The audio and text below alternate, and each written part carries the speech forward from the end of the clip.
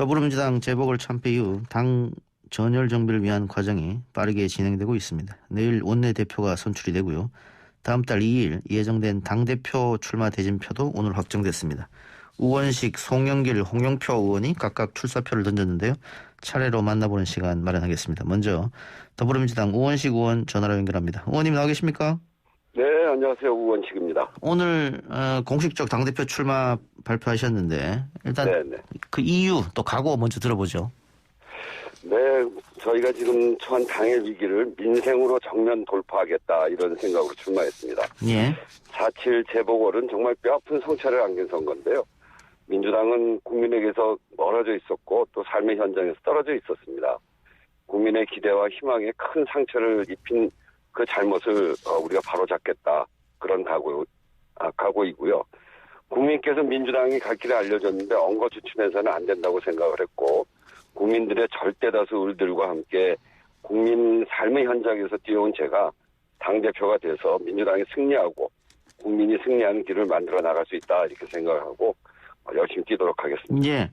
출마 선언문을 보면 민생이라는 단어가 가장 많이 등장하던데요. 네. 당대표 되시면 구체적으로 어떤 민생을 챙기실 겁니까?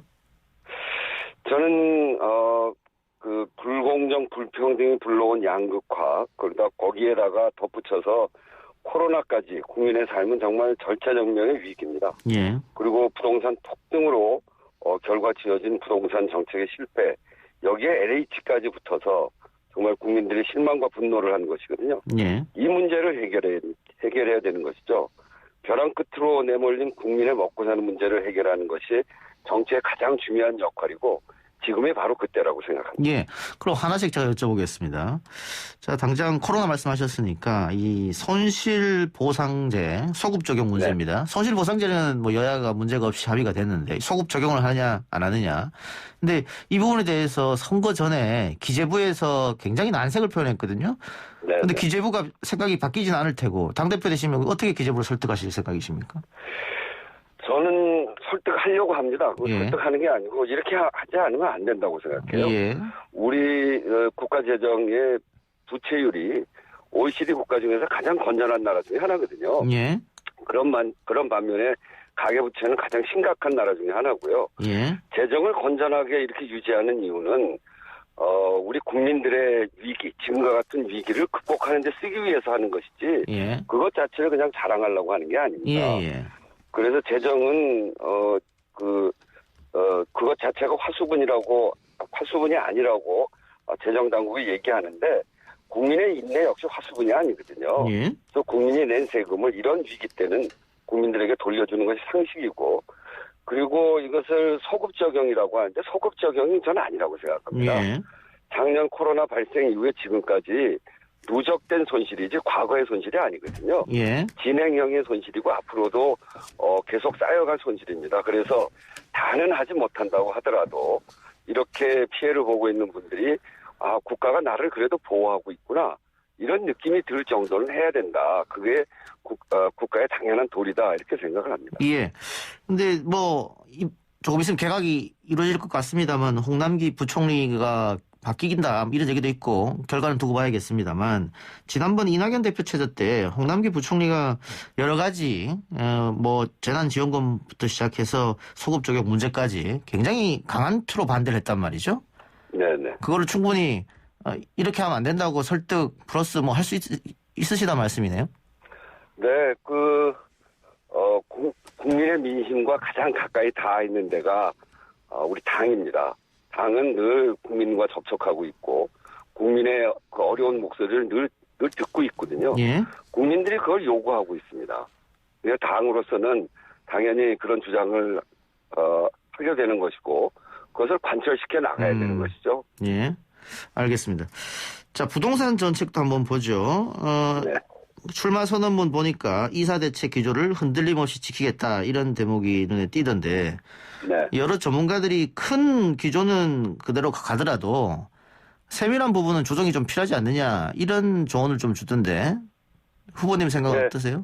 네, 그건 저도 생각이 같습니다. 예. 문재인 정부 부동산 정책의 기조는 주택 안정, 그리고 실수요자 보호 이런 부동산 정책에 있어 중요한 것은 이걸 구체시키지 않는 거거든요. 그래서 아까 그렇게 얘기를 했고 그러나 그 과정에서 발생하는 부작용들 이거는 꼼꼼히 고쳐 나가겠다는 겁니다. 예. 그래서 제가 당내에 부동산 종합대책기구를 설치하겠다. 예. 그래서 정부의 부동산 정책을 당이 종합적으로 검토하고 그 당은 제가 말씀드린 대로 민심이 모이는 곳이 당이거든요. 그래서 민심 또 국민들이 겪고 있는 여러 가지 문제들을 꼼꼼히 검토해서 그 당내 부동산 종합대책기구에서 이런 대책들을 세워나가고자 하는 것입니다. 예.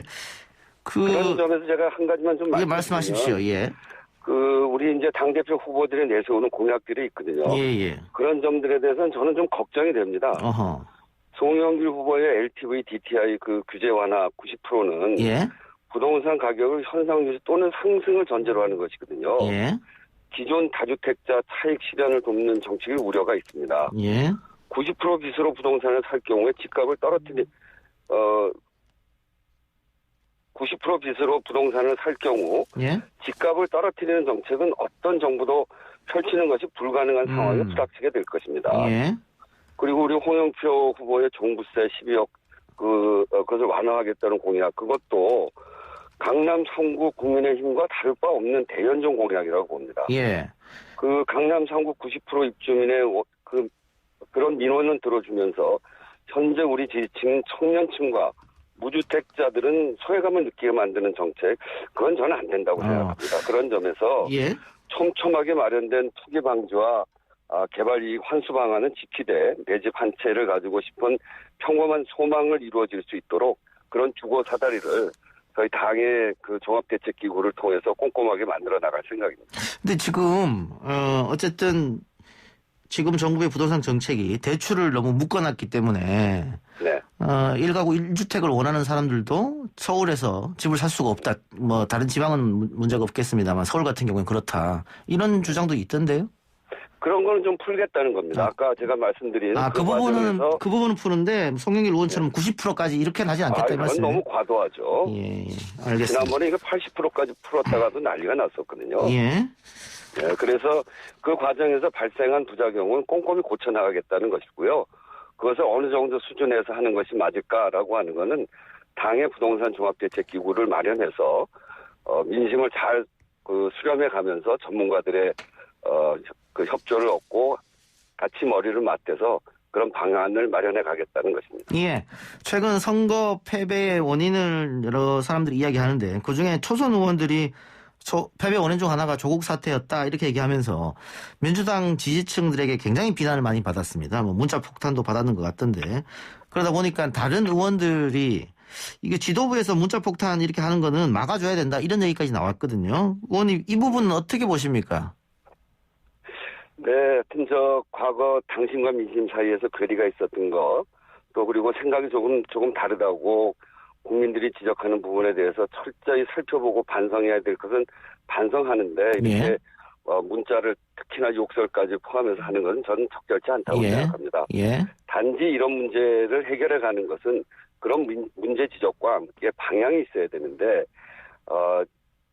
제가 앞에서 말씀드린 지금 국민들이 가장 고통스럽게 생각하는 부분은 민생이거든요. 예. 우리 당이 민생을 어떻게 풀어갈지를 논의하는 과정에서 저는 그렇게 강성 지지자들도 민생에 대해서 반대하는 것이 아니고 우리 당의 모두의 과제이기 때문에 정말 국민들이 요구하고 있는 절실한 과제인 민생으로 집중하자는 겁니다. 그런 속에서 당의 내부도 단합시키고 또 국민들의 요구도 우리가 수렴해가는 그런 과정을 거쳐가자는 겁니다. 알겠습니다. 자, 민주당 내 의원들과 인터뷰해보면 다들 친문, 비문 없다. 언론에서 씌운 프레임이다. 이렇게 얘기하는데 의원님도 동의하십니까 그게? 네, 저도 그렇게 생각합니다. 이미 지난 문재인 당대표 시절에 그 혁신위원회가 있었습니다. 제가 그때 그 현역위원으로 혼자 들어가 있었는데 그때 당의 요구가 계파를 없애달라는 것이었거든요. 예. 그 계파를 없애기 위해서 저희들이 낸 해법은 공천 과정에 평가를 하자는 것이었습니다. 그래서 선출직 공직자 평가위원회를 두고 시스템 공천을 완성을 했거든요. 지금 그렇게 진행되고 있고요. 일부 개인적인 성향의 차이나 이런 거는 좀 있을지 몰라도 계파가 구분되어 있다거나 계파 간 대립이라거나 저는 전혀 그렇게 생각하지 않습니다. 그러면 뭐 친문 비문은 없다 치고 주류 비주류도 없다고 생각하십니까? 주류 비주류요? 예. 주류라고 하는 건 당권을 갖고 있는 사람들이 주류고 당권을 못 갖고 있는 사람이 비주류 뭐 이렇게 되는 건가요? 뭐 근데 이제 저는 당내 헤게모니를 누가 장악하고 있냐 그럴 수도 있죠. 네, 근데 이제 저는 저 같은 경우에는 언론이 어떤 경우에는 친문이라고 하기도 하고 어떤 경우에는 비문이라고도 해요. 어떤 경우에는 주류라고 하기도 하고 어떤 경우에는 비주류라고 하기도 해요. 예. 그런 구분이 언론에서 구분하는 겁니다. 우리 당은 당원 전체가 모여서 지도부를 뽑고 국회의원 모두가 모여서 원내대표를 뽑습니다. 예. 그리고 대개 보면 아시겠습니다만 예. 그때 떨어진 사람은 그 다음번에 당선되기도 하고 예. 원내대표는 한번 떨어진 사람들이 다 그 다음에 당선되잖아요. 예. 이걸 어떻게 친문, 비문, 주류, 비주류 이렇게 나누겠습니까? 예. 그러니까 저는 이 언론에서 만드는 프레임에 너무 민감하게 반응하거나 그럴 필요 없다고 생각하고요. 예. 언론도 더 이상 이 내부를 가려는 친문, 비문 논쟁은 하지 않았으면 좋겠습니다. 예. 근데 어쨌든 언론에서는 지금 홍영표 후보는 친문, 의원님은 비문 이렇게 나눈 것 같은데요? 그러게. 얼마 전까지는 저를 또 친문이라고 그랬어요. 그리고 어떤 언론은 지금도 친문이라고 그러고요. 예. 알겠습니다. 근데 친문 비문 없다. 근데 또 뭐 언론 얘기 자꾸 해서 죄송합니다만 뭐 지금 도정환 비대위원장도 친문, 또 원내대표 출마 선언한 윤호중 법사위원장도 친문. 그 만일 당대표까지 친문이 되면 그러면은 선거 패배의 책임은 친문은 아무도 안 지지 않느냐 이런 이야기도 나오고 해서 제가 친문 비문 얘기를 한번 여쭤봤어요. 네. 알겠습니다. 아까도 제가 얘기했습니다만 제가 친문이라고 생각하세요? 비문이라고 저는 답하지 않겠습니다. 그러니까 저도 잘 모릅니다. 예. 자, 이번 재보궐선거에 또 민주당이 뼈아픈 부분이 2030 젊은 층에서 외면당했다는 겁니다. 지금까지 네. 젊은 층에서 특히 2050에서 민주당을 많이 찍어줬고 이들은 앞으로 뭐 40년, 50년 투표를 할 사람들이기 때문에 민주당의 미래가 있다 이런 진단이 많았었는데 이번 2030이 이렇게 돌아선 이유 그리고 어떻게 그 떠난 민심을 되돌릴 생각이십니까? 정말 아픈 대목입니다. 예. 저는 정치가 국민의 삶에서 멀어져 있을 때 그 정치는 기득권이 된다고 생각하거든요. 우리 2030이 민주당을 떠난 것이 아니라 민주당이 기득권화되는 것에서 그것을 비판하는 것이다 이렇게 생각합니다. 예. 2030은 늘 진보적이거든요. 예. 그런 점에서 보면 우리가 반성해야 되는 것이죠. 2030과 중도층이 우리에게 실망한 이유는 더불어민주당이 지난 총선에서 그리고 탄핵을 통해서 새로운 정부를 만들면서 크게 힘을 보탰는데 국민의힘과 똑같은 기득권처럼 느껴졌기 때문이죠. 예. 국민의힘은 노골적인 기득권 옹호 세력이라 기대하지 않지만 우리에게는 기대가 많았었잖아요. 예. 그래서 국민의 삶으로 다시 돌아가야 된다. 국민의 눈높이로 가야 된다. 국민의 먹고 사는 인생 문제, 가장 절박한 문제에 민주당이 집중하고 그 해법을 내야 됩니다.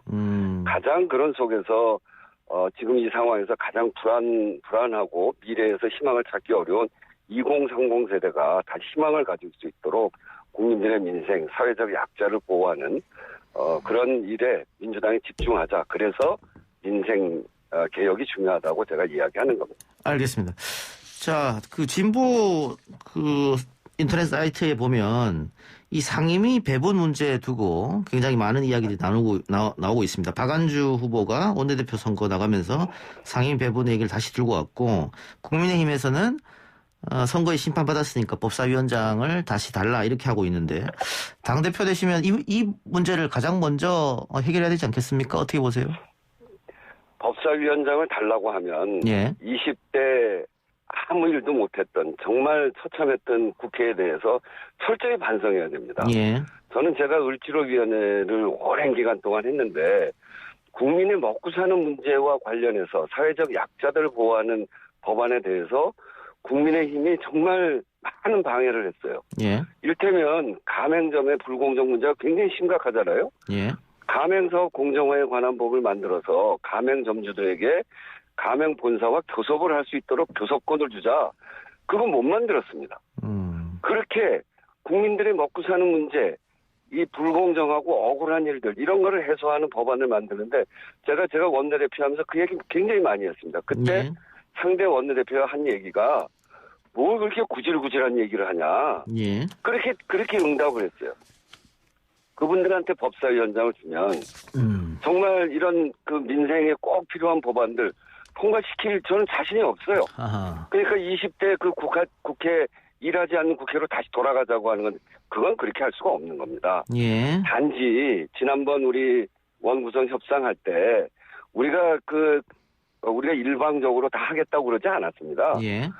그것을 7개인가 이렇게 배분을 그러니까 서로 나누어서 하자고 그랬는데 예. 법사위원장 안 주면 아무것도 안 하겠다. 그래서 결국 안 한 거고요. 예. 추경 심사하는 과정에 도저히 더 이상 미룰 수가 없어서 우리가 할 수밖에 없었던 거거든요. 예. 그런 점에서 법사위원장에 대해서는 그 이야기하지 마셔라. 이렇게 얘기하는 겁니다. 예. 자, 법사위는 그럼 안 되고 상임위 배분은 다시 할 수 있습니까? 그걸 그쪽에서 요청하면 그러면 검토해봐야죠. 검토를 하겠다. 네. 알겠습니다. 마지막으로 우리 또 라디오 그 민주당 당원들 비롯해서 많은 분들이 듣고 계시니까 당대표 뽑아달라고 호소 한번 하시기 바랍니다. 네. 이제 민주당이 어려운 상황에 처해 있습니다. 정권 재창출이 무엇보다 중요하고 그것이 문재인 정부의 성공을 만들어내는 길이기도 합니다. 저는 민생을 통해서 국민들의 가장 어려운 또 국민들의 가장 절박한 요구를 통해서 이 일을 해소해 나가야 된다고 생각합니다. 큰 일을 한꺼번에 하자고 하는 것이 아닙니다. 우리가 갖고 있는 180석의 의석을 가지고 국민들이 요구하는 법안을 하나하나 1년 동안 해결해 나가면 그런 일을 할 수 있다고 생각합니다. 민생을 통해서 우리 기득권을 갖지 않는 사회적 약자들의 마음을 얻기 시작하면 저는 500만 표는 충분히 얻을 수 있다고 생각합니다. 이렇게 해서 튼튼해진 민주당 위에 공정한 대선 경선 관리를 통해서 뽑혀진 우리 그 대통령 후보가 정말 힘있게 나갈 수 있도록 당을 잘 뒷받침하도록 하겠습니다. 민생으로 정면 돌파 그것이 국민의 눈높이 이루어내는 의원식이 열심히 하겠습니다. 감사합니다. 의원님 오늘 인터뷰 고맙습니다. 네, 감사합니다. 지금까지 더불어민주당 우원식 의원이었습니다.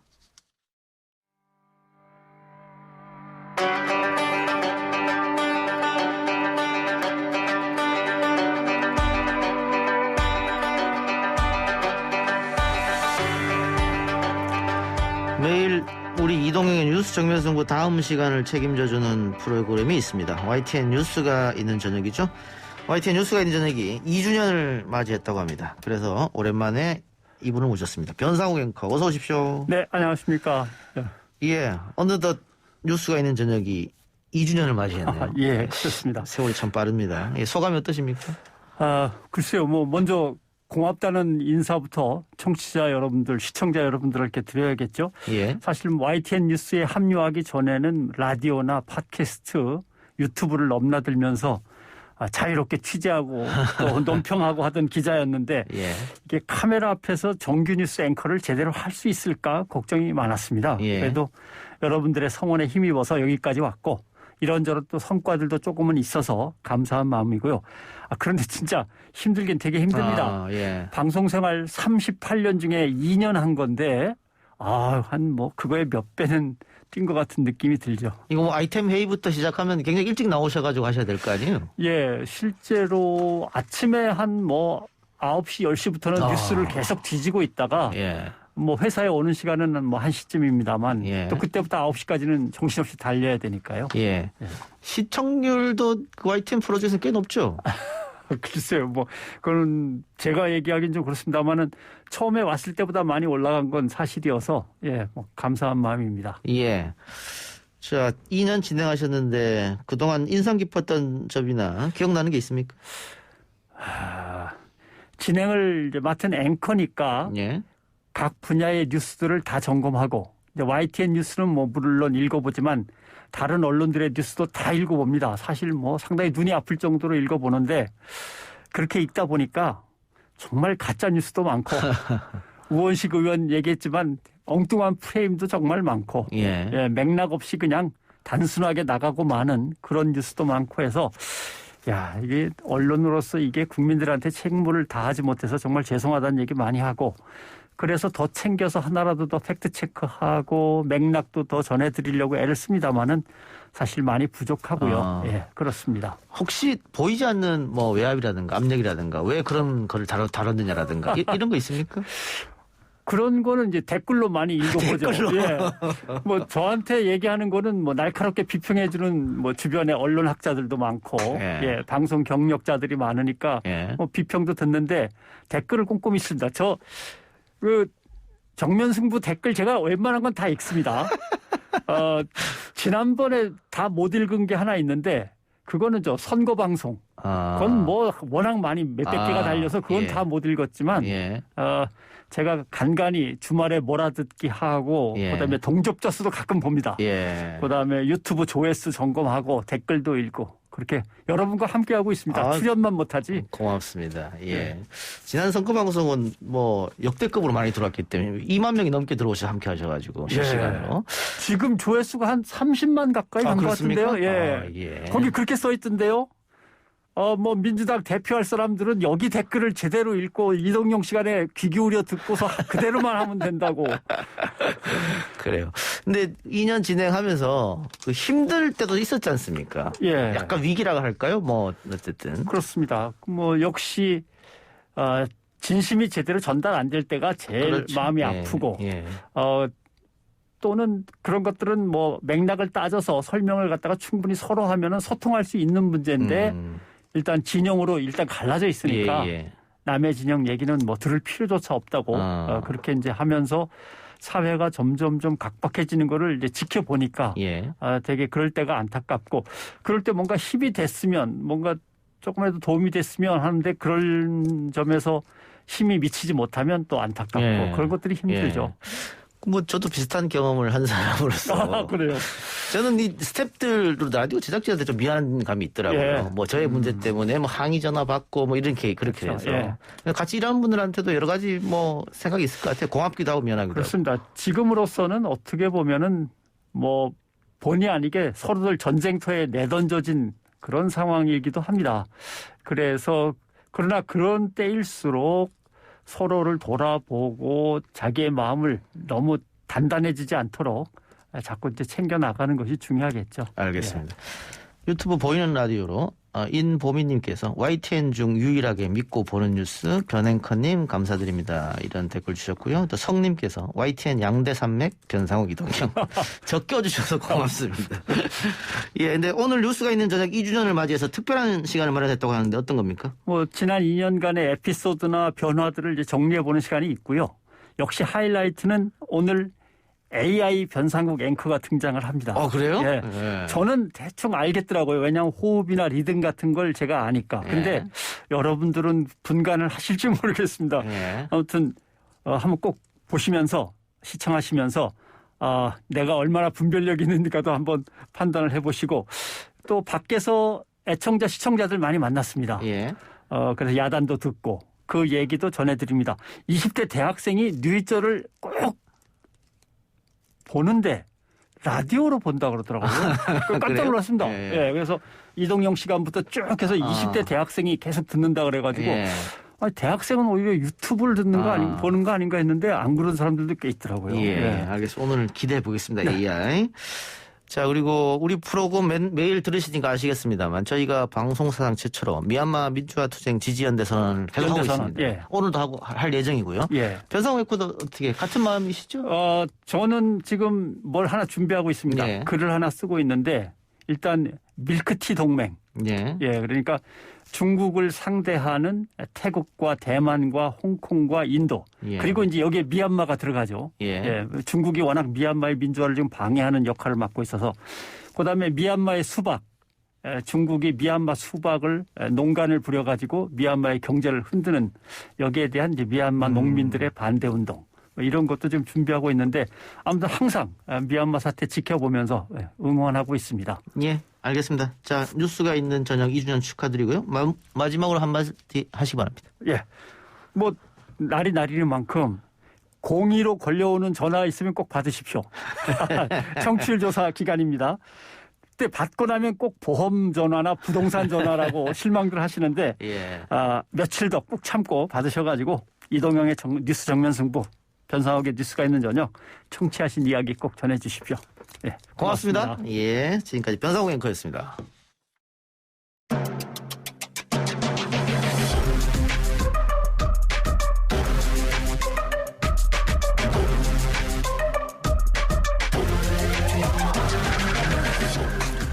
YTN 라디오 이동의 뉴스 정면 승부 2부 시작하겠습니다. 정치권을 뜨겁게 달군 이슈들 더 치열하고 과감하게 분석해드립니다. 쇼미더 정치 더불어민주당 조상호 전 상근부대변인 국민의힘 이준석 전 최고 나왔습니다. 어서 오십시오. 네, 안녕하세요. 네, 안녕하세요. 자, 여당 야당 다 전당대회가 예정돼 있는데 이준석 전 최고 어떻게 전당대회 나갑니까? 저는 나갈 것을 항상 검토하고 있습니다. 지금 뭐 전당대회도 당대표냐 최고위원이냐? 나가려면 당대표 나가야죠. 네. 그 초선 의원들 쪽에서는 김웅 의원을 뭐 민다 이런 얘기도 있던데요?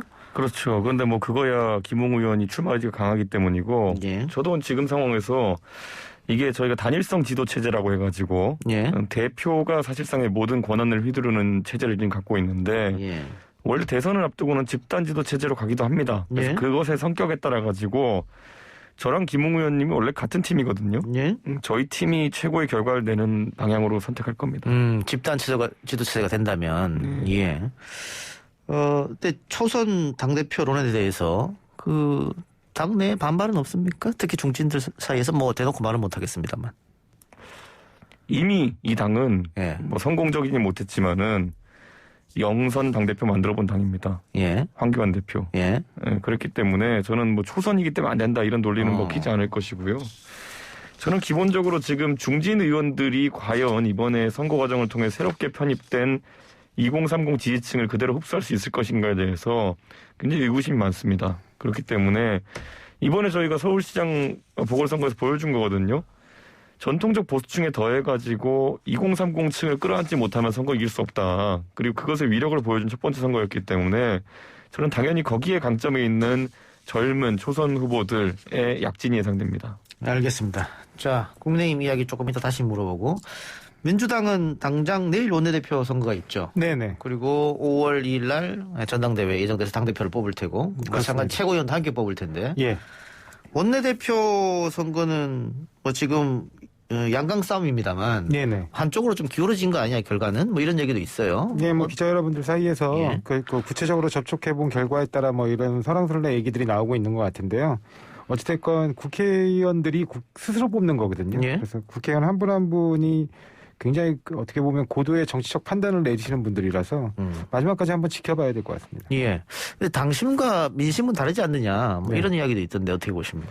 이 원내대표라는 거는 원내 협상에 관한 전략가를 뽑는 것이지 그 당 전체의 어떤 의견을 대표하는 자리가 아닙니다. 예. 그거는 이제 당대표가 그 당과 국민들의 마음을 받아서 이제 정부에도 전달하고 그다음에 원내대표와 협상을 통해 원내대표의 협의를 통해서 그 원내에도 전달하는 것인데 원내대표라는 자리는 그러니만큼 아무래도 원내 의원들의 그 협상 원내 의원들을 잘 조율하고 그 엮어낼 수 있는 그 정도의 어떤 그 정치력이 있는 분이 맞는 게 자연스럽다고 원내대표 제외하고 네. 뭐 초선 5인방 문제 등등 해서 네네네. 그렇게 해서 당심과 민심은 다르다.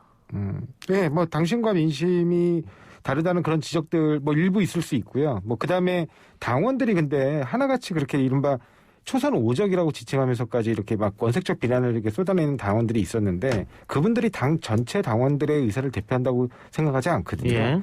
당은 굉장히 많은 사람들이 다양한 가치를 가지고 모입니다. 그중에 예. 굉장히 중요한 가치 부분에서 일체감을 느끼기 때문에 이 당이 함께 있는 것이거든요. 그리고 그 일체감을 느끼는 방향으로 당을 잘 수습해서 통합의 리더십으로 끌고 가는 게 필요한 것이지 이 약간의 차이, 서로 간의 차이의 어떤 의견이 다르다고 해서 너는 안 돼, 너는 안 돼 이렇게 배제하는 방식은 잘못됐다고 생각하고요. 예, 하나만 더 묻죠. 네. 지금 아까 우원식 후보하고도 이야기를 했고 다른 모든 민주당 의원이랑 이야기해서 물어봤을 때 네. 항상 답하는 게 민주당엔 친문 비문 없다 이렇게 얘기하거든요. 네네. 언론이 만들어냈다. 네네. 조상호 변호사도 그렇게 생각합니까? 언론이 만들어냈다라는 표현이라기보다 네. 그 다 친문이죠, 사실은. 다 친문인데 네. 그 중에 그 당을 주도적으로 끌고 가는 세력들은 매번 존재합니다. 왜냐하면 당권을 지는 형태로 존재할 수 있고 그런 부분 자체를 부정하는 건 아닌데 그 당의 주도 세력이 이번에 그 부분에 대해서 보궐선거 참패로 결국에는 그 집단 사퇴하지 않았습니까? 그 부분에 대한 책임을 일단 본인들이 인정하고 진 것이기 때문에 이제 새로운 리더십을 어떻게 구성할 것이냐 그 부분에 더 고민해야 된다는 겁니다. 그럼 당의 해경원을 지금까지 졌던 사람이 비주류인 이재명은 안 된다. 이렇게 되면 그건 친문 비문 싸움 아니에요? 똑같은 거지. 그러니까 비주류인 이재명이 안 된다라고 얘기하시는 분이 있나요? 그렇다면 그건 정말 잘못된 생각이고요.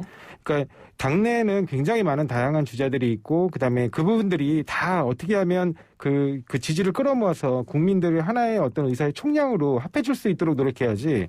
뭐 당내 비주류니까 이재명은 안 된다. 뭐 주류니까 누구는 된다. 이런 식으로 표현한다면 그분이 가장 문제인 거죠. 알겠습니다. 자, 이재명 지사 얘기 나왔고 아까 이준석 최고가 2030 얘기를 했으니까 이따가 우리 여론조사 시간에 자세히 이야기하겠습니다만은 최근에 나온 여론조사에서 세세하게 분석 들어가니까 2030에서 윤석열보다 이재명이 더 받았더라고요. 그리고 지금 국민의힘 주자들은 워낙 프로테이지가 적기 때문에 표본이 안 잡혔고 2030에서 굉장히 공을 들였는데 그리고 이번 재보궐에서 압도적으로 2030이 국민의힘이 많이 찍어줬는데 이재명 지사가 이렇게 더 많이 나온 거 어떻게 생각하세요? 뭐 저희가 하태경이 대선 출마하면 그건 해결됩니다. 거의 그쪽 방향의 주 병력이 하태경이기 때문에 그 하태경으로 조사를 해야지 이재명에다가 윤석열 갖다 대면 어떡합니까? 저희 선수도 아닌데. 그러니까 그거는 약간 여론조사상에서 그 20대가 저희 당과 윤석열 총장과의 일치도를 아직까지 크게 인식하지 못하는 것 같다 이런 생각이고 저는 기본적으로 그 젊은 지지층은 유동성이 좀 있습니다. 그리고 이재명 지사는 지금까지 그 2030이 싫어할 만한 그러니까 불공정 행위에 있어가지고 그 동조자 또는 주체로 인식되지 않고 있거든요. 그러니까 소위 말하는 조국 사태 여기서도 이재명 지사는 어떤 기여가 없었어요. 그렇기 때문에 그런 좀 독립된 평가를 받고 있는 것이 아닌가 그런 생각을 하고요. 저는 기본적으로 뭐 앞으로 저희 당의 계속된 고민입니다. 2030 세대에 대한 것들. 그런데 저희가 이제 하나씩 이것을 공고하게 하기 위한 지금 정책들과 그리고 이벤트들을 공개할 것이고요. 첫 번째가 월요일 날 공개됩니다. 기대하십시오. 알겠습니다. 자, 2030에 공을 많이 들였다.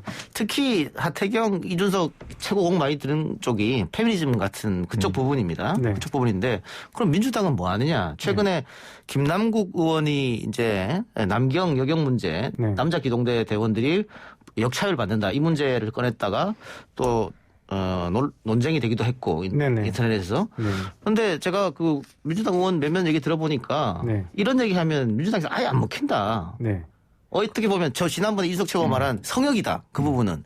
그런 얘기하는 민주당 내 사람들도 있더라고요. 이 부분에 대해서는 민주당이 계속 모른 척해서는 정말 2030 특히 남성들의 평을 계속 못 받을 것 같은데요? 예, 뭐 좋으신 지적이고요. 그러니까 절대 모른 척하거나 그 말씀하신 대로 그런 모른 척이 결국엔 성역화되는 방향으로 간다면 그거는 경계해야 될 부분이라고 생각합니다. 당연히 저희가 그 주목하고 싶은 건 20대의 경우에는 그 남녀 차별이나 이런 관점으로 접근해서는 안 된다는 겁니다. 뭐냐면 20대도 그 20대 남성들도 그렇고 여성들도 그렇고 벽을 느끼는 건 기성세대가 누리고 있는 공고한 벽이거든요. 근데 그런 부분에 대한 해체를 고민을 해야지 20대 내에서 뭐 예를 들면 남녀 차별이 있거나 아니면 그 어떤 성적 불평등이 심화되어 있다거나 그런 관점으로 접근하게 되면 그 20대 남성들 입장에서는 굉장히 억울할 수 있거든요. 왜냐면 지금 뭐 아시다시피 뭐 다들 뭐 동의하실 수 있을 것 같은데 요즘에 집안에서 딸들은 굉장히 대접을 잘 받아요.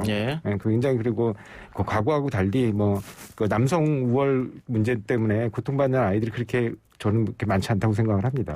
그 남자라고 혜택 받은 거는 아마 조 변호사하고 저쯤 연령대에서 저희가 좀 많이 실수감을 느끼고 있습니다. 많은 혜택을 받았죠. 지금 20대는 그런 게 없는데 역차별 당하는 거 아니야. 아마 그렇게 느끼고 있는 것 같아요, 실제로도. 그리고 최근에 이제 성인지 교육이라든지 이런 것들을 학교에서 이제 많이 하는데 이것에 대해서 저희는 제보가 굉장히 많이 들어오고 있습니다. 이미 일부 확인된 사례를 본다 하더라도 남성을 잠재적 가해자로 놓고 그런 교육자를 만들어가지고 학교에서 교육하는 사례 등에 대해서 저랑 하태경은 제보가 많이 오는데 저희가 이것도 꼭 문제 삼을 겁니다. 그래서 제가 민주당에게 약간 경고하고 싶은 게 있다면요.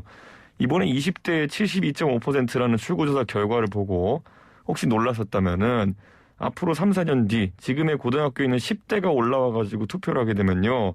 지금 숫자는 아마 순한 맛일 겁니다. 더 매운맛이 기다리고 있습니다. 왜냐하면 이 학생들 같은 경우에는 교육받을 때부터 굉장히 이것의 편향성을 인식하고 거기에 대한 반발이 큰 세대거든요. 저는 술안 마실 때 해결하는 게 좋다 이렇게 봅니다. 예, 근데 제가 여기서 한 가지 예. 말씀드리고 싶은 건 아까도 앵커께서 지적하셨던 것처럼 40대 이상의 남성들이 지금 현재 여전히 사회에서 굉장히 공고한 지위를 형성하고 있는 부분, 예. 그 부분 때문에 사실은 20대 여성들이 또 굉장히 좌절감을 느끼거든요. 예. 그러니까 그런 부분도 절대 간과해서는 안 되고 예. 마찬가지로 20대 내부에서의 남녀의 어떤 뭐 불평등 차별 문제로 남녀 간의 대립을 부추길 게 아니라 이제는 그 20대 남녀를 가리지 않고 청년들을 어떻게 사회가 그 뒷받침해주고 그 좀 바람직한 방향으로 양성해 줄 것인가 예, 그런 부분을 알겠습니다. 고민을 많이 해야 된다고 예. 생각합니다. 아까 얘기했던 뭐 학교에서 남성을 잠재적 가해자로 가르친다 성교육할 때 그 주체는 누굽니까? 그러니까 어디서 결국에는- 자료가 내려올 거 아니에요? 예, 학교 이제 여가부가 이제 위탁하는 그런 기관들에서 자료를 이제 만드는 경우가 많은데요. 그것들은 제가 너무 수집해 놓은 게 많아가지고 크게 이슈화를 저희가 하태경과 하려고 하고 있습니다. 알겠습니다. 지켜보도록 하고요. 자, 국민의당 통합은 어떻게 되는 겁니까? 국민의힘과의? 저는 국민의당 하면은 안철수 대표의 그 지분이 99% 이상이라고 생각합니다. 예. 안철수 빼고 국민의당이 뭐 있습니까? 예. 그런데 그 상황 속에서 안철수 대표가 지금 이런 어떤 통합 절차에 대해 가지고 뭐 선거 결과를 분석하겠다느니 뭐 이런 여러저런 시간을 좀 보내는 발언들 하고 계신데 저는 어쨌든 선거 결과에 관계없이 합당을 하겠다 선언하셨기 때문에 예. 빠르게 추진되는 것이 혼란을 줄일 것이다. 선거 결과 분석이 굳이 필요하시다 그러면 저한테 물어보시면 제가 한 줄로 정리해드립니다. 예. 안철수 서울시장 나가서 단일화 졌다. 끝. 예. 근데 그렇게 하면 그냥 흡수 통합일 수 있잖아요. 국민의당에서는 받아들이 어려울 것 같은데 그렇게 하면? 제가 뭐 저희 이제 그 합당 논의 관련해 가지고 저희 쪽에서 그 논의에 나서신 분의 전언을 들으면요. 예. 오히려 안 대표 쪽에서도 그 지분 문제를 갖고 지금 이렇게 고민하는 것은 아니다 이렇게 들었습니다. 예. 오히려 안 대표의 향후 정치적 행보에 대해 가지고 고민이 있는 것 같은데 저는 뭐 그렇게 길게 고민하실 일 아니다 이렇게 생각합니다. 화장실 갈 때하고 나올 때하고 마음 달라진 거 아닙니까? 국민의힘 쪽에서. 서울시장 선거 때는 좀 필요했고 안철수가. 뭐 화장실 들어갈 때도 저희는 이기고 있었고요. 나오고 나니까 이겼습니다. 근데 뭐 저희가 마음 바뀔 게 있겠습니까? 예. 그래요. 알겠습니다. 그럼 그거는 전당대회 전까지 합당은 불가능하겠네 그러면? 저는 했으면 좋겠습니다. 네, 안 대표께서 뭐 어떤 고민을 하신 저도 알 것 같지만은 그 고민이 길어질 이유는 없어 보이고요. 또 길어지면은 여러 가지 오해를 나올 수 있습니다. 그렇기 때문에 전격적인 선언을 하시는 것이 어떤가 이런 생각을 합니다. 윤석열 총장한테는 러브콜 안 합니까? 국민의힘에서? 러브콜 너무 많이 해가지고요. 아, 너무 이제, 했어요? 예, 네. 이제 새로운 러브콜을 한다고 크게 의미가 없는 상황이고 예. 저는 윤 총장이 지금 보면은 뭐 특정한 시점까지 정치인을 만나지 않겠다 이런 얘기를 했다는 전언이 있는데 이게 오히려 저희가 봤던 수많은 제3지대 후보의 그 대중의 정치 혐오에 기반한 지지층 형성이다 이러면은 보통 결과가 좋지 않았습니다. 예. 가장 가까운 예로는 안철수 대표, 반기문 총장이 그런 시도를 했었다가 실패했고요. 예. 저는 그때 윤 총장이 이번에 어차피 보궐선거에서 결국에는 국민의힘이라는 정당의 플랫폼으로서의 가능성을 확인했다고 한다면은 시간 끌 필요가 없다 이렇게 생각합니다. 뭐 3지대 이야기도 나오는 것 같은데요? 3지대가 형성되려면요. 제가 지난번에 자금적인 측면에서 지금까지 성공한 분은 정몽준, 안철수 정도밖에 없다. 대선 끝까지 예. 가신 분은 예. 이렇게 얘기했고 윤석열 총장이 그 정도 재력은 되지 않는다 이렇게 보고 있고요. 두 번째로는 교섭단체를 만들 능력이 지금 있느냐입니다. 결국에는 지금 저희 국민의힘 의석이 100석 정도 되는데요. 100석 중에 비례 20석이랑 영남 60석을 빼고 나면은 한 20석 남습니다. 예. 이거 중에서 20개를 빼갈 수는 없을 겁니다. 예. 그렇다면은 창당이라는 것이 쉽지 않고요. 그럼 제3지대라는 것도 좀 겉돌 가능성이 있습니다. 민주당에서도 몇 명 갈 수 있잖아요. 저는 그래서 사실 저희가 민주당 그렇지 않을 겁니다. 저는 오히려 가능성이 있다 보고 왜 그러세요 남의 당을? 김종인 위원장이 요즘 센 말씀을 하시잖아요. 예. 저는 그 맥락이 최근에 제가 김종인 위원장이 민주당의 모 의원 두 분에게 예. 뭐 연락하셨다는 얘기를 전해 들었는데 예. 그런 어떤 나중에 민주당이 혹시나 대통령 지지율이 더 떨어지고 예. 서로가 니타니타 손가락질하는 상황이 나오게 되면은 전 충분히 그런 움직임이 저는 뭐 숫자가 많지는 않을 걸로 예상됩니다. 예. 하지만 180석 중에 10석만 되어도 사실 아까 말했던 20석 교섭단체 만드는 데는 상당한 역할을 할 수 있거든요. 예. 오히려 저는 그 윤석열 총장의 제3지대 그 신당 창당이라는 것이 가시화되려면 또는 금태섭 의원의 그런 것이 가시화되려면은 민주당에서 몇 명 빼올 수 있냐가 아마 그게 관건일 것이다 이렇게 봅니다. 알겠습니다. 자연스럽게. 김종인 전 비대위원장이 민주당은 분열할 것이다 예언을 했고 이준석 전 최고도 지금 니탄 내탓하고 싸울 수 있다 이런 얘기를 했어요. 네. 자, 조 대변인. 네. 만일 네. 전당대회 때 원내대표도 친문, 또 대표도 친문. 네. 그런데 후보는 비문. 네. 지금 이재명 지사가 1등을 달리고 있으니까. 네네. 그렇게 됐을 때는 네. 이재명 지사가 무슨 후보가 돼서 정책을 냈는데 당 지도부에서 그거 안 된다고 어깃장 놓고 이렇게 되면은 니 탓 내 탓 되는 거거든요. 그럼 분열로 가는 거고 그 사이에서 그럼 난 나간다. 윤석열 인쪽으로 하겠다. 뭐 이럴 수도 있고 네. 그런 걱정도 당내에서 좀 나올 수 있을 것 같은데요. 아니요, 뭐 그렇게 지금 아직 그 당 대표나 원내 대표가 어떻게 정해졌는지 뭐 예단하고 얘기할 수는 없는 부분이 예. 있는데 그 말씀하신 그 방향대로 간다 하더라도 현행 당원 당규상 만약에 대선 후보가 정해지면 대선 후보 중심으로 모든 게 결정되게 돼 있습니다. 예. 그러니까 그게 뭐 당의 입장이 달라서 대선 후보하고 뭐 결을 달리해가지고 뭐 트러블을 낸다. 그거는 애초에 당원 단계에 반하는 행동이기 때문에 그 자체로 허용될 수 없습니다. 2012년 대통령 선거 때 그렇게 했잖아요. 그리고 나중에 그 사람들 다 당 떠났고 당 예, 떠났었고. 그런 부분들 때문에 지금 당원 당규가 굉장히 많이 정비가 돼서 예. 그런 부분으로 발생할 가능성은 없다고 보고요. 그리고 아까 말씀하신 것처럼 2012년에 그런 당 분열의 경험 그리고 그 분열로 대선에 실패한 경험들을 굉장히 많이 공유하고 있기 때문에 이번에야말로 아까도 제가 말씀드린 부분 중에 가장 걱정해야 될 부분은 당내 다양한 비판이나 의견들은 나올 수 있고 서로가 되게 그 상대방을 비판할 수도 있습니다. 그렇지만 그거는 전부 다 통합을 전제로 하는 얘기여야지 만약에 그걸 비판을 하면서 뭐 이른바 누구 나가 너는 빠져 이런 얘기라면 그 부분이 해당이고 절대 용서할 수 없는 부분이라고 생각합니다. 조 변호사님 그 인터넷에서 그런 짤방 보신 적 있죠? 인간은 똑같은 실수를 반복한다. 그 멍멍이 사진 나오고 그 사진 있잖아요. 예. 예. 꼭 그래요 사람은. 예. 뭐 하여튼 두고 보죠. 국회에서 신경 쓰시죠. 예. 뭐. 예. 예. 자, 또 하나 국민의힘이 궁금한 게 홍준표 전 대표는 복당 안 합니까?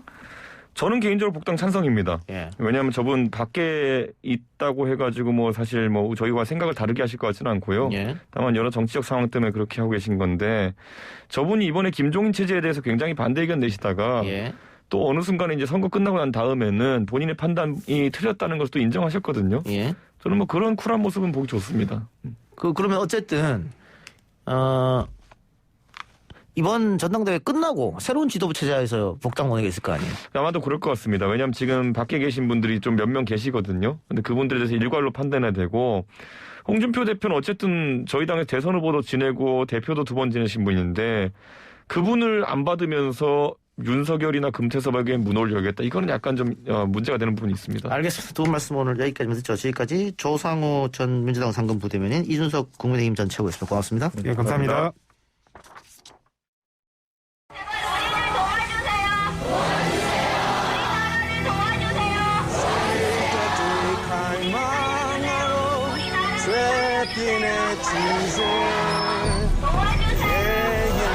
Please help them now. We need your urgent international help right now.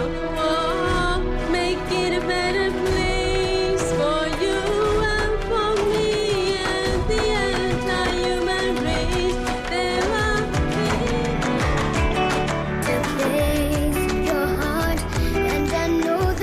YTN 라디오 이동경의 뉴스 정면승부 3부 시작합니다. 미얀마의 보물 이동경의 뉴스 정면승부는 방송 프로그램을 최초로 미얀마 민주주의의 지지와 연대를 선언하고 매일 이 시간 연대 목소리를 들려드리고 있습니다. 오늘 만나볼 분은 페이스북에서 뉴스그룹 미얀마 투데이를 운영하고 있는 최진배 씨입니다. 최진배 씨 안녕하십니까? 네, 안녕하세요. 예, 먼저 운영하고 계신 미얀마 투데이는 무엇인지 설명 부탁드리겠습니다. 네, 미얀마 투데이는 미얀마 민주화 운동 상황과 현지 정세 등을 한국어로 전하는 페이스북 뉴스 그룹입니다. 네. 저와 이제 와이프가 이제 둘이서 현재 운영하고 있고 시작은 이제 지난 3월 16일에 그룹을 개설해서 오늘로 운영한 지 딱 만 한 달이 되었습니다. 예. 네, 주로 이제 미얀마 현지 매체 기사나 이제 시민들이 직접 제보한 내용들을 번역하고 재구성해서 이제 매일 소식을 게시하고 있습니다. 예. 뉴스나 혹은 제보받은 것을 번역해서 네. 직접 번역도 하시는 거예요? 예, 제가 직접 번역합니다. 쉽지 않은 일인데 이렇게 미얀마 소식을 전해야겠다고 생각하는 데는 계기가 있습니까? 예, 일단은 우리나라 지금 현재 언론도 그렇고 기자님들이 미얀마 소식을 좀 많이 알리기 위해서 고군분투하고 계시지만 이제 워낙 이제 국내외로 이제 다양한 소식과 기사들이 이제 많다 보니까 미얀마에서 이제 발생하고 있는 일을 다 뉴스에 싣지 못하는 점이 조금 안타까움이 있었습니다. 예. 그래서 이제 지금 시시각각 이제 현재 미얀마에서는 계속 이제 사건들이 발생하고 있는데 이러한 것들을 좀 세세하게 우리 국민들에게 조금 더 전하고 싶다 이런 생각에 이제 그룹을 개설하게 되었습니다. 예. 제보는 어떤 식으로 받으세요? 제보는 이제 이제 다이렉트로 이제 페이스북 메시지 통해서 현지 이제 주민들한테 받고 있어요. 예. 사용자들 반응은 어떻습니까? 일단은 뭐 한국 분들도 그렇고 미얀마 현지 이제 국민들도 찾아오셔가지고 많이들 응원해주고 계십니다. 그래서 이제 소식 게시할 때 이제 제가 이제 사진하고 영상 자료 같은 것도 많이 이제 첨부를 하는데 이제 편집 없이 그대로 이렇게 많이 올리고 있거든요. 예. 이게 뭐 눈 뜨고 볼 수 없을 만큼 좀 잔혹한 것도 많은데. 예, 요런 거를 좀 가감 없이 접하신 이제 사용자분들이 많이 또 놀라시고 그러는 한편 분개하시면서 이제 미얀마 국민들을 위해서 이제 우리가 무엇을 할 수 있을까라는 좀 이제 생각을 많이 하시게 되었다고 얘기를 해서 좀 많이 보람을 느낍니다. 언제까지 하실 작정이세요? 이 사태가 좀 끝날 때까지 계속 이어나가고자 합니다. 예. 계속 불행한 일이 계속 이어지면 계속 하실 겁니까? 뭐 좋게 좀 빨리 이 현재 상황이 해결되면 좋을 것 같은데, 근데 어쨌든 이제 계속적으로 일이 이제 사건들이 생기다 보니까 저도 좀 앞으로도 계속 이어나갈 생각입니다. 알겠습니다. 자, 우리 청취자 여러분들께도 미얀마 민주화 투쟁에 대한 관심과 지지에 호소 한 말씀 부탁드리겠습니다. 네, 일단 우리 국민 여러분이 지금 미얀마 상황에 많이 관심을 가져주시고 또 지지도 보내주시는데, 일단 미얀마 국민들이 많이 이야기하는 것 중에 하나가 지금 상황이 이제 절대 단기간에 끝날 게 아니라는 이야기를 많이 하십니다. 그래서 지금 하고 있는 반군부 독재 민주화 운동이 성공할 때까지, 그리고 그 다음에 이제 미얀마가 새로운 연방 국가를 건설하는 과정에서 미얀마는 우리나라는 물론 국제사회의 많은 지지와 지원이 필요합니다. 청취자 여러분께서도 장기적인 관점에서 현재 상황을 지켜봐 주시고 앞으로도 지금처럼 미얀마 국민들의 편에 서주시기를 꼭 부탁드립니다. 알겠습니다. 최진배 씨 오늘 말씀 고맙습니다. 네, 감사합니다. 지금까지 페이스북 뉴스그룹 미얀마 투데이를 운영하고 있는 최진배 씨였습니다.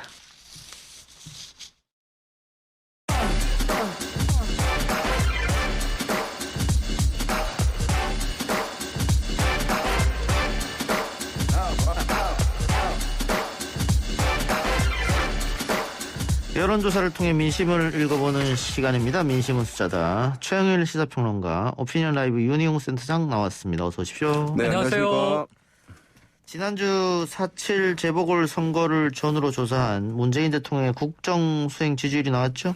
예, YTN이 리얼미터에 의뢰해서 지난 5일부터 9일까지 조사를 실시했는데요. 세부 사항은 중앙선거 여론조사 심의회 사이트를 참조하시면 되는데, 여기서 우리가 흔히 대통령 국정 지지율이라고 얘기하는 잘한다라고 하는 긍정평가가 33.4%로 나왔고, 잘 못한다라고 하는 부정평가는 62.9%입니다. 네. 잘한다고 하는 긍정평가 33.4%는 이 해당 조사 기관이 이제 문재인 대통령 임기 시작하고 질문했을 때 나온 여러 조사들 중에서 가장 이제 낮은 수치라고 할 수가 있겠고요. 예. 특히 20대에서 좀 낮아지는 흐름들이 좀 보였습니다. 20대에서 낮았다 하면 뭐 보궐선거하고 비슷하게 흘러갔다 이렇게 보면 되겠네요? 네, 지금 이제 선거 그 일주일 사이에 부동산 등 여러 악재들이 사실 뭐 아직 해결된 것은 아니기 때문에 악재들이 남아있는 상황에서 우리가 흔히 이제 선거 결과 효과라고 하는데요.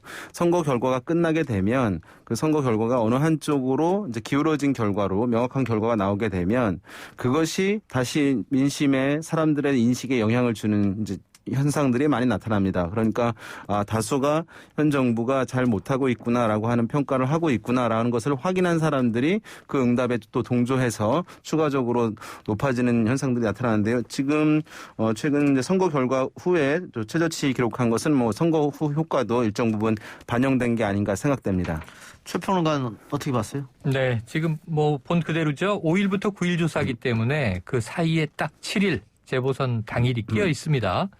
이 재보선 전에 조사에서 보면은 우리가 결국 정권 심판론이 먹혔다 이렇게 해석을 했기 때문에 우리가 알고 있는 결과가 반영된 것으로 보여지고요. 이 선거 이후에는 여당은 참패했다. 어쨌든 야당은 이게 5년 만에 승리다 이렇게 우리가 규정을 했기 때문에 참패 이후에 이제 지도부가 총사퇴하는 모습은 바로 다음 날 보였지만 이 혼란이 수습되지 않고 있어요. 내일 이제 원내대표 선출하고 5월 2일이 돼야 이 당대표가 등장을 할 텐데 지도부가 수습되기 전까지는 혼란상이 이어지기 때문에 어쩌면 더 하락이 계속 이어질 가능성도 엿보이는 대목입니다. 예. 여권으로서는 반등의 기회가 좀처럼 보이지 않고 있습니다. 아까 윤희용 평론가 센터장 이야기처럼 이게 뭐 부동산 문제도 해결이 지금 안 된 상태이기 때문에 반등기가 잘 안 오는데 전당대회도 흥행이 좀 안 될 것 같기도 하고요. 그렇죠. 그러면 개각, 참모진 개편 이게 반등의 기회가 될 것인가? 최 평론가 어떻게 보세요? 네, 일단은 이제 정세균 국무총리는 이 사퇴가 기정사실화 됐는데 사퇴 이후에 지금 대선 행보로 가닥이 잡혀 있지 않습니까? 예. 그러니까 이것은 이 개각인지 아니면 대권 출마를 위한 이 자리에서 내려오는 상황인지가 조금 모호하기 때문에 개각 단행 효과는 조금 흐려질 것이다 이렇게 보고요. 그럼 나머지 이제 대통령 참모들에 대한 개각인데 지금 하마평에는 비문그룹이 약진할 것이다 이렇게 전망이 되고 있어요. 예? 이것은 제가 보기에는 결정된 이후 며칠을 더 지켜봐야 민심의 판단이 내려질 것으로 봅니다. 자, 네. 윤희용 센터장님. 네. 그 총리 얘기했습니다만 만일 총리 플러스 뭐 부총리 또 국토부 장관까지 그렇게 되면은 조금 반등기가 있을까요? 일단은 이제 아까 말씀하신 대로 악재들이 뭐 계속 이어지고 있고 코로나 국면도 지금 상황이 좋지 않은 것이고 해서 의미 있는 어떤 반등이 나오기는 쉽지는 않아 보입니다.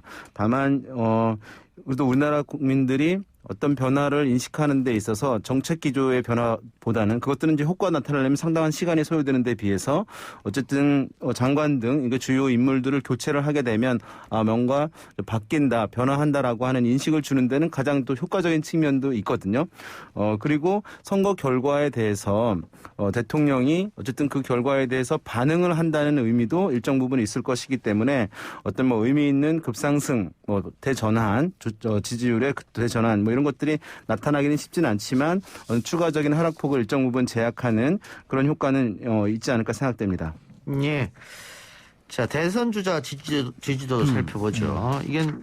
이것도 리얼미터가 조사한 겁니까? 예, JTBC의 의뢰로 리얼미터가 4월 10일과 11일 양일간에 걸쳐서 조사를 했고요. 자세한 사항은 아까 말씀드린 대로 중앙선관위 열심히 사이트를 참조하시면 되는데 이 조사에서 윤석열 전 검찰총장이 36.3%.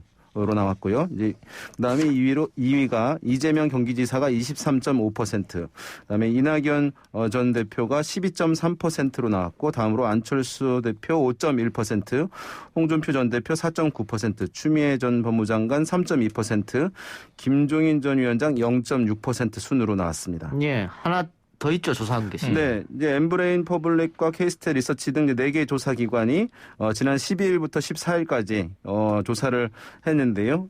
이 조사에서는 이재명 경기지사가 26%로 수치상은 가장 높았고 윤석열 전 검찰총장이 23%, 그다음에 이낙연 전 대표는 8%로 한 자릿수를 기록을 했습니다. 자, 리얼미터 조사하고 4개 여론조사에서 함께 조사한 여론조사 결과가 좀 다릅니다. 네네. 일단 리얼미터는 오차범위 밖으로 윤석열이 1등. 네. 그리고 4개 여론조사에서 한 것은 오차범위 안에서 이재명이 1등. 네네. 이렇게 다른 결과가 나온 건 왜 그런 걸까요? 이 두 조사의 조사 방식이 이제 결정적으로 다릅니다. 예. 그러니까 JTBC가 리얼미터 의뢰한 조사는 우리가 흔히 얘기하는 ARS 조사 방식입니다. 자동응답 전화 방식인데요.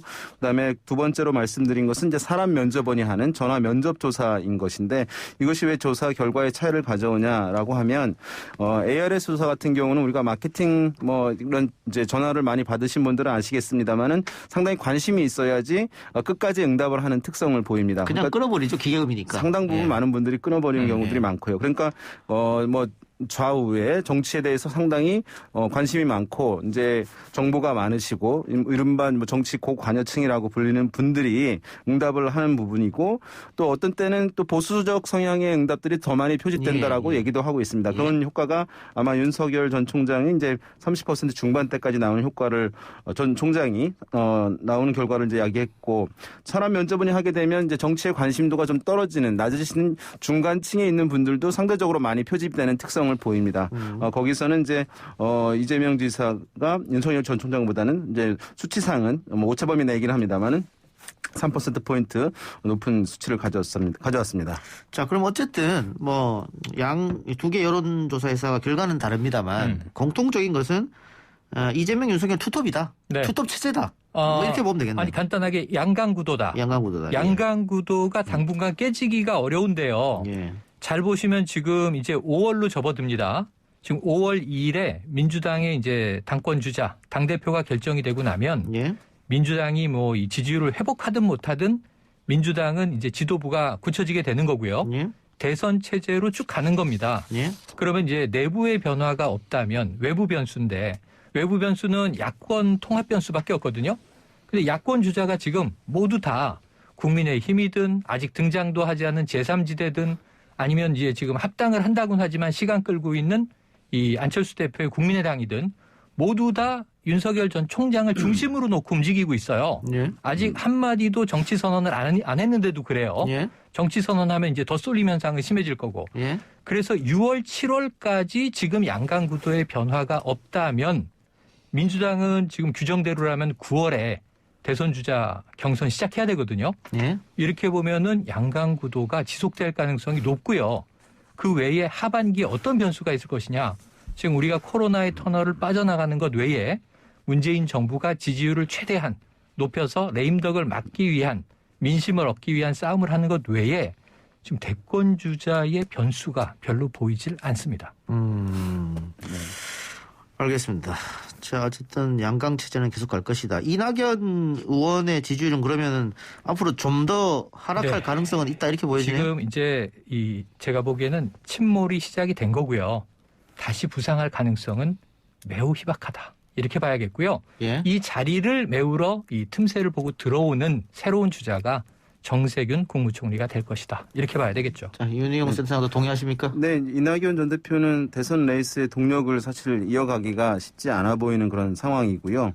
지금 우리 최영일 평론가께서 말씀하신 대로 이제 윤석열, 이재명 이 두 주자의 양강 구도가 상당히 이제 공고화된 상황이라고 할 수 있겠고 선거 결과로 인해서 왜냐하면 이재명 지사는 어쨌든 민주당 내선 주류가 아니었기 때문에 책임론에서 자유로운 측면에서 또 변화를 위해서는 뭔가 이제 주류가 아니었던 인물에 대해서 필요성이 더 높아지기 때문에 입지가 좀 공고해졌다고 할 수 있겠고 선거 결과가 야권의 승리로 끝났기 때문에 이제 윤석열 전 총장의 입지도 사실 더 높아진 측면이 있다고 할 수 있는데요. 다만 말씀하신 대로 이낙연 전 대표가 지금 어떤 조사에서는 두 자릿수, 어떤 조사에서는 한 자릿수 나왔는데요. 이것이 추가적으로 더 많이 하락한다면 새로운 주자의 부상 공간이 커지는 측면이 있기 때문에 거기서의 어쨌든 변화 가능성이 하나 이제 있다고 할 수 있겠고, 그러니까 이재명 지사 입장에서는 이낙연 전 대표가 한 10% 정도를 유지해 주는 게 사실은 나을다고 할 수도 있을 텐데 그런 변화 가능성. 그다음에 야권에서는 국민의힘 내부에서 윤석열 전 총장과 거리를 두면서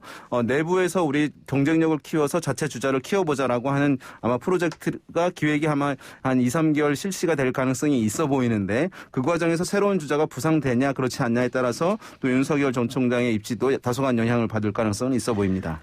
예. 앞에서 우리가 언급한 여론조사 가운데 재미난 조사가 있더라고요. 대통령감이 절대 아니라고 생각하는 인물. 어떻게 보면 비호감일 수도 있는데 예, 결과가 어떻게 나왔습니까? 네, 이 조사 방금 말씀드린 조사에서 실시가 됐던 건데요. 윤석열 대통령감이 절대 아니라고 생각하는 인물 이제 물었는데 윤석열 전 총장이 22.8%였고요. 추미애 전 법무부 장관이 22.7%였습니다. 예. 이재명 지사는 11.2%로 상대적으로 낮았는데 절대 나오면 안 된다. 네. 윤석열 총장이 뭐 1등 한 건 어느 정도 이해가 가요. 그걸 네네. 뭐 지지도에서 1등 받았기 때문에 뭐 여권에서도 많이 이렇게 체크를 했다면은 근데 추미애 전 장관이 2등을 했다. 이건 어떻게 해석해야 될까요? 지금 지난해 추윤 갈등의 파장이 올해도 이어지고 있다. 예. 사실은 두 사람 모두 다 한 사람은 검찰총장에서 사직했고 한 사람은 법무부 장관에서 물러나지 않았습니까? 예. 근데 두 사람이 공교롭게도 모두 다 대선 가도에서 어쨌든 만나는 상황이에요. 그러다 보니까 이 지난해 추윤 갈등의 파장이 국민들에게 추미애는 절대 반댈세. 난 윤석열. 그 반대로 윤석열은 절대 이 대통령이 돼서는 안 된 인물. 그렇다면 나는 그 대립각에서 윤석열 전 총장을 당시에 징계하기 위해서 저토록 노력했던 차라리 추미애가 낫다. 이게 거의 쫙 깔리는 거예요. 호불호의 골이 매우 깊다는 반증이다. 이렇게 해석하면 되겠습니다. 예. 그런데 그 민주당 내에서 이재명은 안 된다. 중도층을 공략 못한다. 그러면서 제3의 후보 얘기가 끊임없이 나왔는데 그중에 네. 한 명이 추미애 전 장관이었단 말이에요. 맞습니다. 근데 이런 결과라고 하면 추미애 전 장관이 나오기는 쉽지 않아 보이네요. 쉽지가 않고요. 지금 이 왜 민주당 내에서 반성과 성찰 그리고 이제 새로운 도약을 위한 쇄신 이 과정에 이제 조국 전 장관 사태가 뜨거운 감자가 돼 있지 않습니까? 예. 그러니까 이 상황에서 추미애 전 장관의 경우가 호불호가 너무나 갈리는 인물이기 때문에 예. 추미애 전 장관에 대한 지지가 강고한 만큼 비호감은 상당히 높단 말이죠. 이런 경우가 대권 주자가 쉽지 않아요. 지금 이재명 경기지사 같은 경우에 지난해 초반에는 비호감도 때문에 고민을 했어요. 예. 그런데 이 파기환송에서 무죄 확정이 나고 나서 굉장히 도정에 집중하면서 정책으로 승부를 거는 모습을 계속 보인 결과 매우 성공적인 지금 행보를 가고 있단 말입니다. 예. 이런 것들을 보면 지금 남아있는 기간 비호감도를 낮춘다는 것은 쉽지 않고 비호감도를 낮추는 건 역으로 호감도가 높은 강고한 지지층이 또 해체되는 역현상이 날 수도 있어요. 예. 그래서 이러한 것들에 드라이브를 걸기 어렵다는 점에서는 서로 다 이 지지율에 발목이 잡혀 있는 상황 아니겠느냐. 높이기는 쉽지 않다. 이렇게 보여집니다. 알겠습니다. 다른 것도 한번 살펴보죠. 최근 가장 논쟁과 논란이 되는 부분인데 오세훈식 상생 방역, 영업 제한 시간을 완화하고 자가 진단 키트를 도입하겠다. 여기에 대해서 여론조사한 결과도 있죠? 네, 지난 13일에 오마이뉴스가 이제 여론조사 기관인 이제 리얼미터에 의뢰해서 나온 것인데요. 방금 말씀하신 서울시 상생 방역, 이른바, 이게 대해서 이제 방역 측면에서 도움이 될 것인지 또는 도움이 되지 않을 것으로 보는지 질문을 했는데요. 도움이 될 것이라고 하는 응답이 41.8%였고, 도움되지 않을 것이라고 하는 부정적 응답은 51.4%로 이제 한 10%포인트가량 도움되지 않을 것이다, 방역에. 라고 하는 응답이 높게 나타났습니다. 예. 그런데 민생 측면으로 봤을 때는 도움이 될 거다가 더 높았죠. 네, 그렇습니다. 민생 측면에서도 이제 물어봤는데 아까 말씀드린 건 방역 측면이었고 네. 민생 측면에서는 도움될 것이다라고 하는 긍정적 응답이 54.2%, 도움되지 않을 것이라고 하는 부정적 응답은 40.5%였으니까 여기서는 긍정적 응답이 다소 더 높은 것으로 나왔습니다. 서울만 국한해서 보면 도움될 것이다가 압도적이에요. 62.4%거든요. 그렇죠. 뭐 이제 62.4%로 예. 도움될 것이라는 응답이 상당히 많았는데요. 자, 이거를 이렇게 상식적으로 봤을 때 이게 오후 10시까지 영업을 못하게 했는데 오세훈식 상생 방역은 11시까지 12시까지 연장하는 거지 않습니까? 그렇죠. 그러면 당연히 방역 측은 도움이 안 되겠죠. 그렇죠, 이거는 그렇죠. 뭐 상식적으로 너무 당연한데 네. 그럼에도 불구하고 도움될 것 도움 안 될 것이 비슷하게 나왔거든요. 네. 거기다가 민생은 도움된다고 압도적으로 높았다. 그러면 이 조사만 봤을 때는 지금 대한민국 국민들 특히 서울 시민들이 너무 오랫동안 이거 2단계, 2.5단계 네, 이렇게 네. 하면서 여기 지쳐 있다는 그런 반증이에요. 그런 반증도 분명히 되고 그리고 어쨌든 영업시간을 풀면 풀수록 소상공인 자영업자의 장사에 경제에는 도움이 되지 그건 당연한 않겠습니까? 거니까, 너무 예. 당연한 전 반응이라고 보는데 이 대목이 오세훈 신임 서울시장이 노리는 대목으로 봐요. 예. 아까 대권주자 우리 결과하고 연동을 해보면 만약에 윤석열 전 총장이 지금까지 검증된 대권주자는 아니잖아요. 예. 신선하고 뭐 이제 이 김종인 전 비대위원장의 말을 따르면 어떤 별을 따는 순간을 지금 잡고 있는지 모르겠지만 국민들의 눈에는 기대감이 큰 만큼 검증되지 않은 주자인데 만약에 적신호가 들어오면 어떻게 될 것인가. 저는 오세훈 시장은 야권에서 자신을 부를 수도 있다고 염두에 두고 있다고 개인적으로 추정을 해봐요. 예. 왜냐하면 지난해에 문재인 정부 내에 있으면서 정부의 가장 대립각을 세운 인물 윤 총장이란 말이에요. 예. 그럼 지금 현재 물론 야당 출신의 서울시장이지만 국무회의에 들어가서 초반부터 보여주고 있는 모습, 정부와 대립각을 세우고 더 다른 대안을 내기 위한 노력을 하는 제스처를 보여줌으로써 아 저런 인물이 필요하지. 지금 사실은 10년 만에 부활을 했어요. 예. 서울시장으로. 근데 여기서 조금 더 가면 야권의 무주공산일 경우 대권 주자로서의 가망성도 있다. 저는 오세훈 서울시장의 경우에는 서울 시민들의 욕망을 자극하는 새로운 방식의 정부와 대립각을 세우는 그게 방역이든 부동산이든 규제 완화든 여러 가지를 계속 건드리면서 정치적인 실험을 이어갈 것으로 관망을 해봅니다. 알겠습니다. 자, 이 부분에 대해서는 오세훈 시장이 사실은 독단적으로 하긴 어렵습니다. 그렇습니다. 방역 당국과 협조와 협의를 해야 되는데 일단 오세훈 시장이 정치인이기 때문에 이렇게 던져놨을 때 유권자들은 이렇게 환영할 수밖에 없거든요. 그렇죠. 그러니까 방역 당국이 굉장히 곤혹스럽고 오세훈 시장 입장에서는 나쁠 게 하나도 없는 잃을 게 하나도 없습니다. 그런 오딩이었다. 알겠습니다. 두 말씀을 여기까지 듣겠습니다. 수고하셨습니다. 네, 감사합니다. 고맙습니다. 우야노 공장 먼지. 아이고 죽겠다. 우야긴 우야노 우양이지. 우양? 공장 먼지엔 우양 집진기, 냄새 제거도 우양 집진기, 분진 고민 없이 깔끔한 분진 타파 우양. 우양 집진기, 집진기는 역시 우양 집진기. 모든 인쇄 가능한 성원 에드피아, 온라인 주문 간편한 성원 에드피아. 누구든지 어디서나 쉽고 빠르게 인쇄의 유토피아, 성원 에드피아. 쉽고 편한 인쇄가 현실이 되는 곳, 국민인쇄 성원 에드피아. 오늘은 세상에서 가장 바쁜 물을 소개합니다. 평범한 수돗물에 원하는 나노버블을 만들면 물이 바빠지기 시작합니다. 살균 세척, 악취 제거, 수질 정화. 살균 세척, 악취 제거, 수질 정화. 나노버블스 제조기 나노젠. 물이 바빠지면 세상이 좋아집니다. 파우나노텍. 온 가족 무좀 고민엔 티어실 원스. 아빠 무좀, 엄마 무좀, 아들 무좀, 따님 무좀. 티어실 원스. 달라버려 티나는 무좀, 티안나는 무좀. 무좀이 고민일 때 송가인이 추천하는 무좀약 달라버려 티어실 원스. 3일제약. 파주 센트럴밸리 산업용지 완판 신화를 이어갈 상업, 주거, 지원용지 투자의 기회. 역세권 입지에 서울 문산 고속도로까지 남북경협의 수혜지에서 프리미엄 투자의 중심지로 거듭날 파주 센트럴밸리. 문의 1522-0844. 자, 따라해보세요. 이카운트 ERP 4만원. 회계관리. 이카운트 ERP 4만원. 재고관리. 이카운트 ERP 4만원. 생산관리. 사업 성공 함께해요. 이카운트 ERP의 모든 기능을 월 4만원에 드립니다. 이카운트. 가입비 부가세 별도. 아파트, 아트가 되다. 그림 같은 남한강 조망이 눈앞에. KTX로 서울까지 단 한 번에. 더샵, 양평 가장 빛나는 작품 집이 되다. 더샵 양평 리버폴에 1833-7676 포스코건설 4월 오픈 예정. 광주 오프에 자이가 옵니다. 세종 포천 고속도로 오프IC 예정으로 서울을 빠르게. 생활도 미래도 빛나는 테라스와 펜트하우스, 특화 설계까지. 오포에서 만나는 자이 브랜드 타운의 시작. 오포자이 디오브. 4월 오픈 예정 1644-0150 GS건설. 지난 반세기 시멘트로 더 나은 세상을 만들어 온 쌍용양회.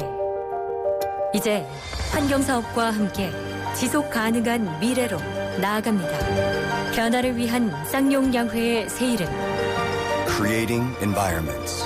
쌍용 CNE. 오늘 제가 준비한 방송 여기까지고요. 저는 내일 이 시간 다시 돌아오겠습니다. 들어주신 여러분 대단히 감사합니다.